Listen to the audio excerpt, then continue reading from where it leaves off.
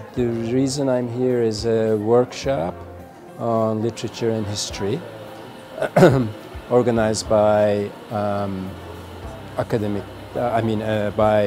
professors here, Christopher Baker and Svetlana Jekison. So it's a two-day seminar. Grad students are presenting papers, and I'm an outside reader who will comment on their papers.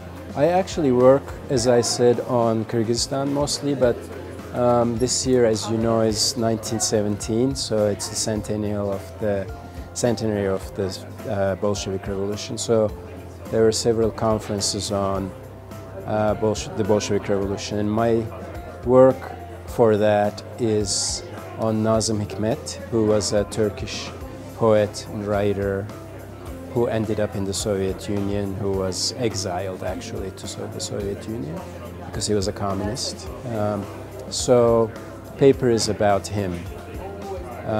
There's going to be a major publication discussing the influence of and impact of the Bolshevik Revolution outside of the Soviet Union. So people are writing, papers from Mexico to Puerto Rico to India, and I'm working on this particular Turkish author.